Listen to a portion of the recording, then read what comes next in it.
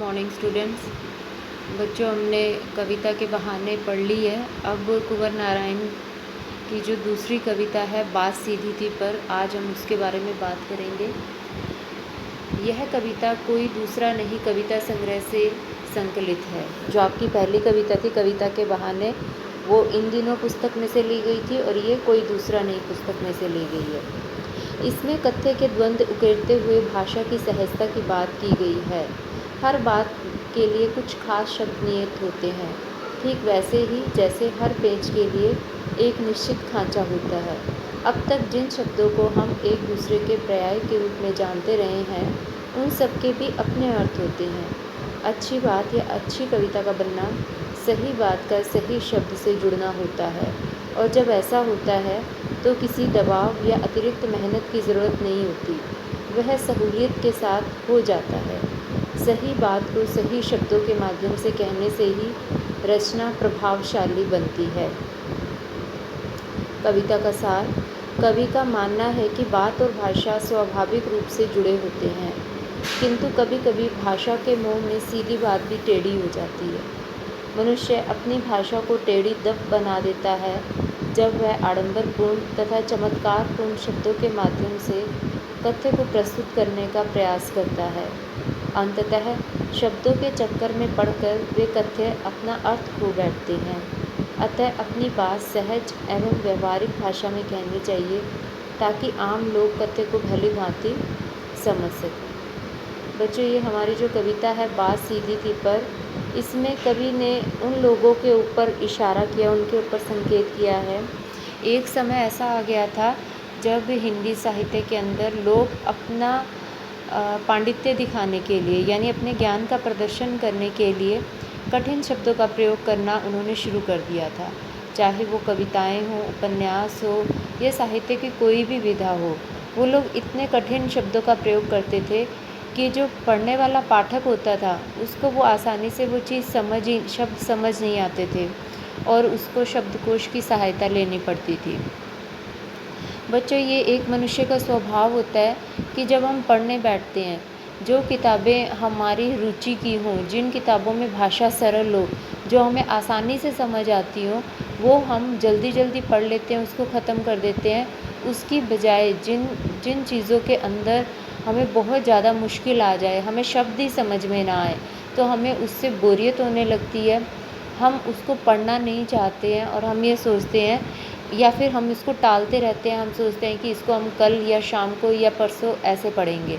तो इस कवि कह रहे हैं कि एक साहित्यकार का उद्देश्य होता है कि वो अपनी बात जनता तक पहुंचाए, और अगर उसकी बात ही जनता तक नहीं पहुंच रही है, अगर वो शब्दों के ही जाल में फंसकर रह गई है उसकी बात, अगर पढ़ने वाला जो पाठक है, पाठक हर तरह का होता है। पाठक एक यूनिवर्सिटी का चांसलर भी हो सकता है और एक खेत में काम करने वाला किसान भी हो सकता है, एक बहुत साधारण सा कोई श्रमिक भी हो सकता है। तो पाठक तो कोई भी हो सकता है। तो इसलिए हमें अपनी भाषा को हमेशा सहज और सरल रखना चाहिए, ताकि हमारी बात को सब लोग आसानी से समझ सकें। हमें अपनी भाषा का बहुत अच्छा ज्ञान है। इस ज्ञान का प्रदर्शन करने के लिए हमें उन लोगों का सहारा नहीं लेना चाहिए, हमें उस तरह का प्रयोग नहीं करना चाहिए कि जिससे सामने वाले को ये तो पता चल जाए कि इसको भाषा के बारे में बहुत अच्छा ज्ञान है, लेकिन वो ये ना समझ पाए कि हम उसको कहना क्या चाहते हैं, हम उसको बताना क्या चाहते हैं। तो इसमें कवि ने बहुत ही सुंदर छोटे छोटे उदाहरण देकर ये बात कही है। कवि कहते हैं कि हमें इस तरह के प्रयोग से बचना चाहिए। अपनी कविता के अंदर सहज और सरल शब्दों का प्रयोग करना चाहिए, जिससे हम आराम से अपनी बात कहें और आराम से ही हमारा पाठक उस बात को पढ़े और उसको समझ ले। तभी कवि का उद्देश्य पूरा होता है। वो ये कहते हैं, जिस तरह से कोई पेच होता है, देखो बच्चों, कील अलग होता है, कील को हम ठोकते हैं हथौड़ी लेकर, लेकिन पेच अलग होता है। आप सब ने पेच देखा हुआ होगा, उसके नीचे चूड़ी सी बनी रहती है और उसको कसा जाता है। पेच को हम कसते हैं, कील को हम ठोकते हैं, दोनों अलग अलग चीज़ें हैं। अब कवि ने इसको बड़ा अच्छा उदाहरण देकर बताया है। वो कहते हैं कि आप किसी पेच को लेते हो और उसकी चूड़ी कसना शुरू कर देते हो। एक पॉइंट ऐसा आता है, एक बिंदु ऐसा आता है कि वो पेच पूरी तरह से कस जाता है, पूरी तरह से टाइट हो जाता है। लेकिन आप उसको बिना मतलब और कसते रहोगे और ज़ोर लगाते रहोगे तो क्या होगा, वो एक जगह पे जाके बिल्कुल जड़ हो जाएगा, बिल्कुल जम जाएगा। लेकिन उसके बाद भी आप उस पर अपना बल का प्रयोग करते रहोगे, उस पर ज़ोर लगाते रहोगे, तो क्या होगा कि उसकी चूड़ी मर जाएगी। मतलब वो फिर पेच ऐसे ही घूमने लग जाएगा चूड़ी में, वो उसकी जो कसावट होगी वो ख़त्म हो जाएगी, क्योंकि हम उस पर बिना बात ज़ोर लगाते रहे, उसकी चूड़ी मर गई है पेच की, अब वो ऐसे ही घूम रहा है, यानी वो फ्री हो गया है, आज़ाद हो गया। अब वो उसके घूमने का कोई अर्थ नहीं रहा है, अब वो किसी काम का भी नहीं है पेच, क्योंकि वो कसा तो जा नहीं रहा है कहीं भी, वो किसी काम का नहीं है। अब अगर हम ये सोचें कि चलो अभी ये इसकी चूड़ी मर गई है, अब इस पेच को हम कील की तरह इस्तेमाल कर लेते हैं, तो हम उसको कील की तरह भी नहीं इस्तेमाल कर सकते। अगर कोई व्यक्ति ये सोचे कि मैंने इसको ज़्यादा कस दिया, अब इसकी चूड़ी मर गई है, अब ये मैं इसको पकड़ के दीवार में लगा देता हूँ और इसके ऊपर कुछ टांग दूंगा, तो वो व्यक्ति क्या करता है कि उस पेच को लेता है और उसको कील की तरह दीवार में ठोकना शुरू कर देता है। अब वो, क्योंकि वो कील तो है नहीं, पेच है, तो वो दीवार में एक बार को लग तो जाएगा, लेकिन जैसे ही उसके ऊपर हम कुछ टांगेंगे, क्योंकि उसमें उसके अंदर चूड़ी बनी हुई है और वो चूड़ी मर चुकी है, जैसे ही हम कुछ टांगेंगे उसके ऊपर, वो पेच समेत वो चीज़ नीचे गिर जाएगी। मतलब कील का काम कील ही करेगा, कील को हम ठोक सकते हैं, पेच को हम कस सकते हैं, हम एक दूसरे की जगह पे दोनों चीज़ों को इस्तेमाल नहीं कर सकते। तो इसी तरह से कवि ने कहा है कि जो भाषा होती है उसकी भी अपनी एक चूड़ी होती है, वो एक पेच की तरह होता है। भाषा में कसावट होनी ज़रूरी है, ये नहीं कि हम कोई बात कहने के लिए खड़े हुए और हम बात को कहीं का कहीं घुमाकर लेके जा रहे हैं, हमारा जो मुख्य बिंदु था हम वहाँ से हटकर और बात को पता नहीं कहाँ लेकर चले गए, जिससे सामने वाला भी कंफ्यूज हो जाए। ऐसा नहीं होना चाहिए। भाषा में कसावट होनी चाहिए, मतलब जो हमारा एक बिंदु है हम उसी बिंदु पर रहें, उसी विषय पर चर्चा करें। हाँ, उस चर्चा करते करते हम अलग अलग उदाहरण दे सकते हैं, लेकिन मूल रूप से हम अपने ही विषय पर टिके रहें। इसके साथ साथ वो कहते हैं कि बात हमारी प्रभावशाली होनी चाहिए। ऐसा नहीं कि आप कुछ बोल रहे हो, बोलते चले जा रहे हो और सामने वाला उसको सुन ही नहीं रहा है।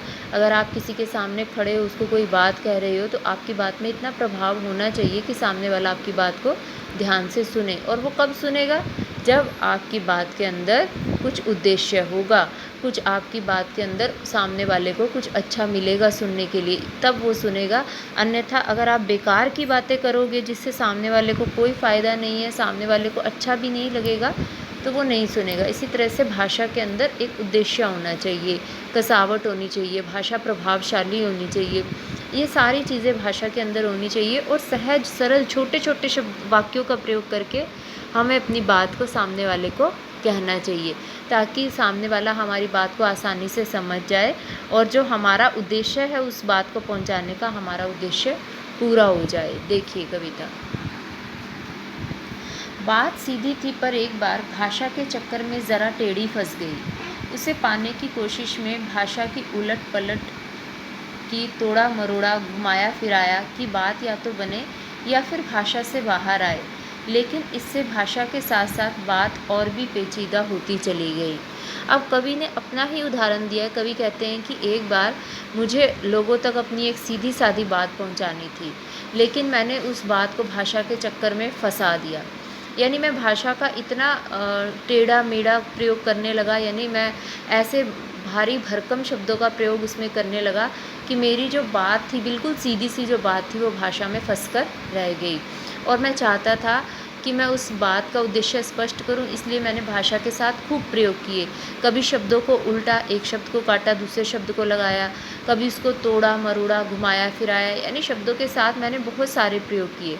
अब देखिए बच्चों, एक ही शब्द के बहुत सारे पर्यायवाची शब्द होते हैं, लेकिन हर पर्यायवाची शब्द को अलग अलग अर्थों में प्रयुक्त किया जाता है। ऐसा नहीं है कि हम जहाँ पर हमको सीधा सीधा आँख बोलना है, वहाँ पर हम लोचन कहने लग जाएं या चक्षु कहने लग जाएं, तो ये ज़्यादा हमारी बात सहज और सरल नहीं होगी। ज़रूरी नहीं है कि सामने वाले को चक्षु का अर्थ पता हो, ज़रूरी नहीं है कि सामने वाले को लोचन, हालांकि उसका अर्थ तो वही है, लेकिन अगर हम सीधा आँख बोलेंगे तो सामने वाला सहज रूप से उस बात को समझ जाएगा। तो वो कहते हैं कि मैंने भाषा के साथ इतने प्रयोग किए, उनके पर्यायवाची शब्द, उसमें अलंकार, और इसमें इस तरह से भाषा को घुमाया फिराया कि मेरी जो बात थी वो कहते हैं कि बात मेरी बननी तो चाहिए थी, मतलब कविता अच्छी तो बननी चाहिए थी। मैं ये कोशिश कर रहा था कि मेरी बात बन जाए। बात बन जाना एक मुहावरा होता है, यानी हमारा उद्देश्य स्पष्ट हो जाना। तो वो कहते हैं कि मैं चाह रहा था कि मेरी बात बन जाए, यानी मेरा कार्य सफल हो जाए, या फिर भाषा से बाहर आए, या फिर मेरी जो सीधी सादी मेरी जो बात है वो भाषा से बाहर आ जाए, मैं भाषा के चक्रों में ज़्यादा मत फंसूँ। लेकिन इससे भाषा के साथ साथ बात और भी पेचीदा होती चली गई। लेकिन कवि कह रहे हैं कि मैंने इतना ज़्यादा भाषा को उसमें प्रयोग कर दिया कि मेरी सीधी सादी बात भाषा के साथ साथ पेचीदा हो गई, बहुत ही मुश्किल हो गई। मुझे खुद ऐसा लगने लग गया कि मेरी जो एक सीधी सी बात थी अब वो बहुत ज़्यादा भाषा में फंस गई है और वो मुश्किल हो गई है। वो चीज़ को समझ पाना अब काफ़ी कठिन काम हो गया है। सारी मुश्किल को धैर्य से समझे बिना मैं पेच को खोलने की बजाय उसे बेतरह कसता चला जा रहा था। अब कवि यहाँ पर अपनी गलती बता रहे हैं। वो कहते हैं कि मैंने इस सारी बात को धैर्य से नहीं समझा। यदि मैं धीरज के साथ सोचता समझता आराम से, तो मुझे पता चलता कि मुझे सीधे साधारण शब्दों का प्रयोग करना है। लेकिन मैंने इतना ध्यान उस पर नहीं दिया। मैं अब क्या करने लगा, मुझे अब पेच को खोलना चाहिए था, क्योंकि वो तो उसको बहुत कस रहा था। वो कहते हैं अब ये इस जगह पे मुझे पेच को खोलना चाहिए था, लेकिन मैं उसको बेतरह और ज़्यादा कसता चला जा रहा था। यानी अब मुझे इस भाषा के चक्कर से बाहर आना था, सीधी सरल बात करनी थी, लेकिन मैं तो और भाषा के चक्कर में फंस गया और नए नए शब्दों का प्रयोग मैं करने लगा। क्योंकि इस करतब पर मुझे साफ सुनाई दे रही थी तमाशबीनों की शाबाशी और वाह वाह। वो कह रहे हैं कि बहुत सारे ऐसे भी लोग थे मेरे आसपास में, कवि ने उनको तमाशबीन कहा है। तमाशबीन मतलब जिनका कोई काम नहीं होता, बस वो लोगों को देखकर ताली बजाते हैं, वाह वाह करते हैं या उनकी आलोचना करते हैं। ऐसे लोगों का काम सिर्फ दूसरों के कामों में बोलना होता है, उनका तमाशा देखना होता है, वो खुद कुछ नहीं करते हैं।